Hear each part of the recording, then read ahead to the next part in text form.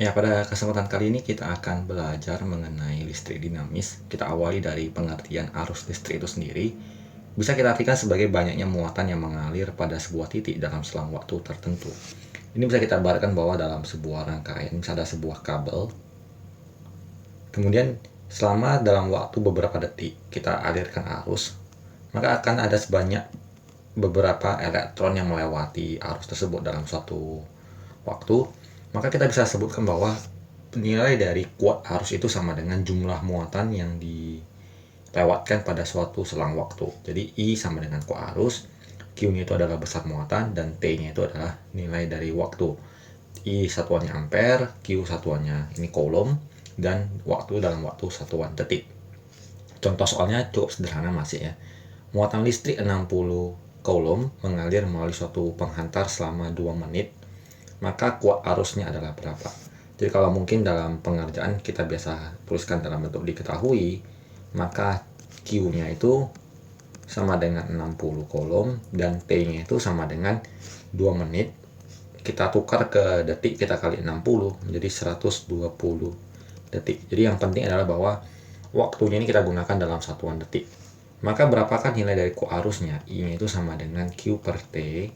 Berarti jadinya 60 bagi 120. Ini sama dengan setengah. Atau kalau didesimalkan adalah 0,5 ampere. Jadi jawabannya adalah yang di option A. Kemudian kita lanjutkan. Jika N adalah jumlah elektron yang mengalir, maka N sama dengan Q per Q elektron. Q elektron ini adalah nilai dari muatan elektron, diberikan nilainya adalah 1,6 kali 10 pangkat min 19 coulomb. Sebenarnya kalau nilai muatan itu ada tanda negatif sebagai muatan, namun kita anggap hanya angka nilai besarnya saja. Contoh soal seperti ini, jika arusnya mengalir sebanyak 10 coulomb, berapakah jumlah elektron yang mengalir? Maka kita gunakan rumusnya N sama dengan Q per Q elektron, jadinya 10 dibagi 1,6 kali 10 pangkat min 19. Jadi ini bisa kita tukar jadi 1 dikali 10 pangkat 1, jadi 1 per 1,6 dikali 1 dikurang min 19, jadinya kali 10 pangkat 20 buah elektron. Ini mungkin tinggal kita hitung aja, 1 dibagi 1,6 ya, mungkin sekitar 0,625 kali 10 pangkat 20 buah elektron yang mengalir pada waktu tersebut. Kemudian untuk topik selanjutnya, kita pelajari hubungan tentang ini hukum Ohm.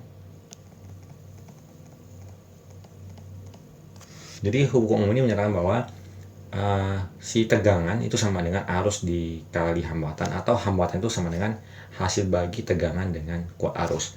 Biasanya kalau soal-soal seperti ini sering digambarkan dalam bentuk diagram. Jadi ada nilai V dan ada nilai I-nya ya. Dan nilai kemiringan itu sama dengan nilainya si R. Jadi sini sebagai V dan ini sebagai I. Jadi besar kemiringan R ini adalah menyatakan perbandingan antara si tegangan dan si arus. Biasanya dalam bentuk perbandingan, jika arusnya sekian memiliki tegangan sama dengan sekian, maka kalau tegangannya diubah, maka berapakah nilai dari arus yang kedua? Maka kita bisa simpulkan bahwa nanti dengan menggunakan perbandingan R-nya konstan, nanti V1 per I1 sama dengan V2 per I2. Inilah tambahan untuk perbandingan untuk mencari hubungan antara tegangan dan arus. Sekarang kita perhatikan contoh soal yang sederhananya. Disebutkan bahwa hambatan sebuah penghantar 60 ohm dan arus yang mengalir 0,5 ampere, berapakah beda potensialnya?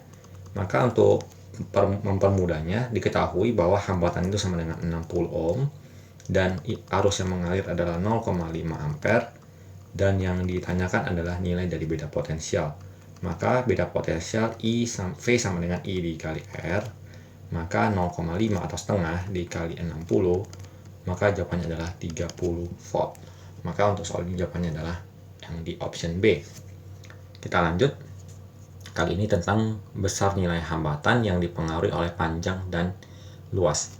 Jadi ini diberikan sebuah rangkaian yang dihubungkan dengan suatu tegangan V, maka akan timbul arus yang mengalir, kemudian melewati suatu hambatan ya, dengan hambat jenis ini rho ya.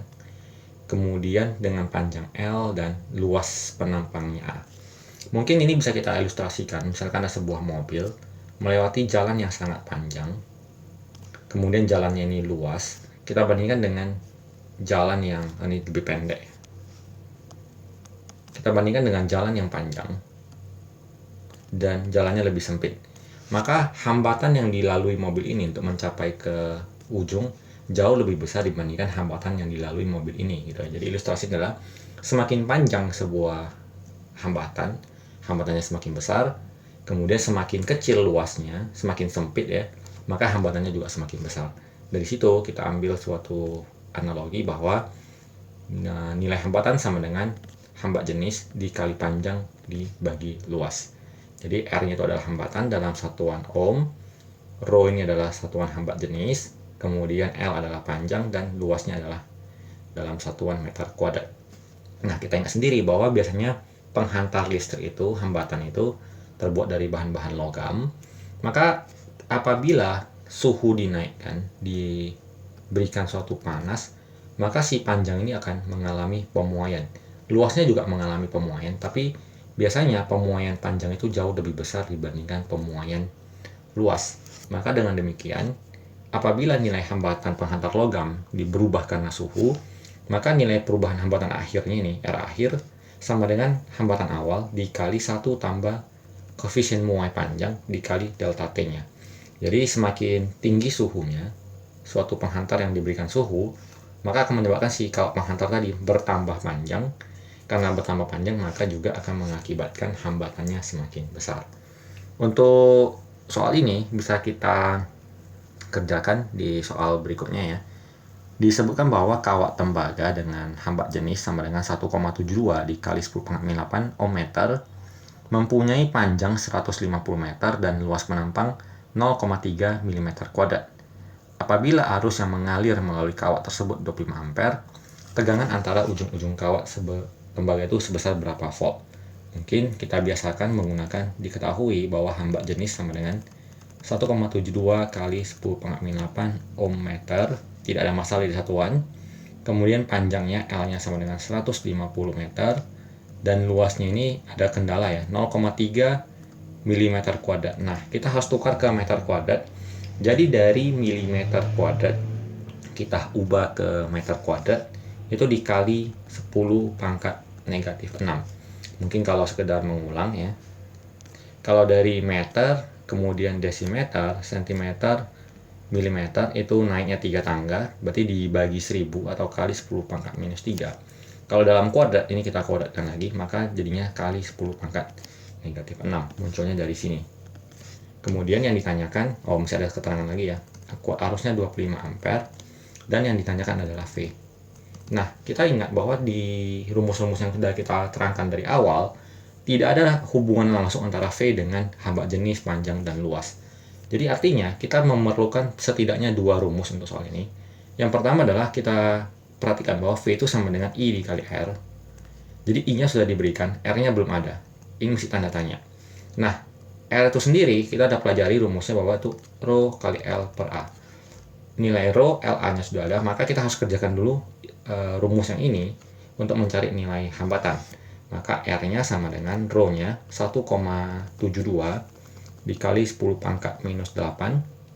Kemudian kita kalikan dengan nilai panjangnya sebesar 150 meter. Kemudian kita bagikan dengan si luasnya. Luasnya kita gunakan yang dalam satuan meter kuadrat, jadi 0,3 kali 10⁻⁶. Supaya gampang, mungkin kita tukarin aja 3 kali 10⁻⁻7. Ini nilainya sama. Nah, sekarang kita akan coba kerjakan tanpa menggunakan alat hitung mungkin ya. Ini 3 dengan 150 kita coret jadi 50.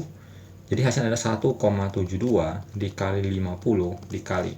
Ini minus 8 dengan minus 7.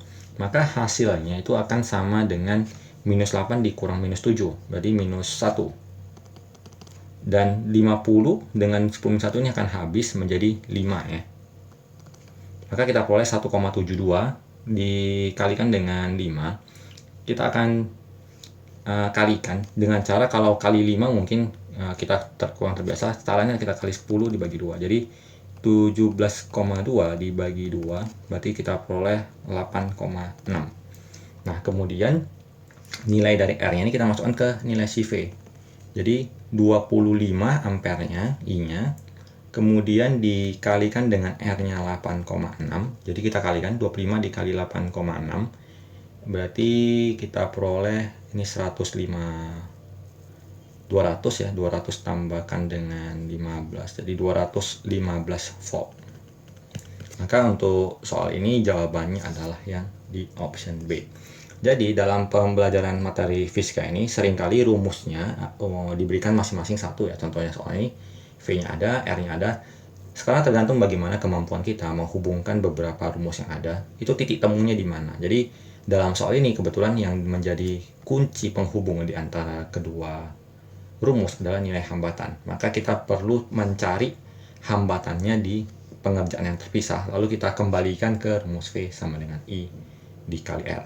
Nah, untuk menambah suatu wawasan, mungkin saya berikan satu buah kuis untuk yang mau mengerjakan.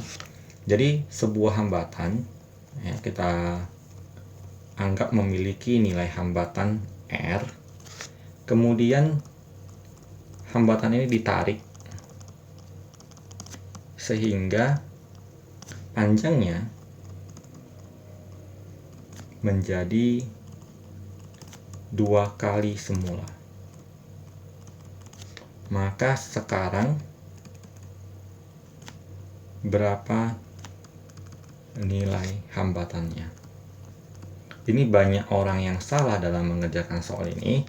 Saya berikan dalam bentuk option mungkin ya, setengah R, seperempat R, R, 2R, dan 4R.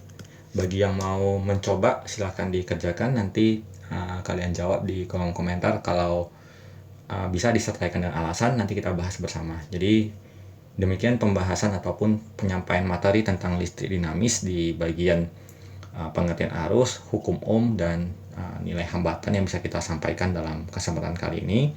Semoga bermanfaat bagi kalian dan sampai jumpa di video selanjutnya.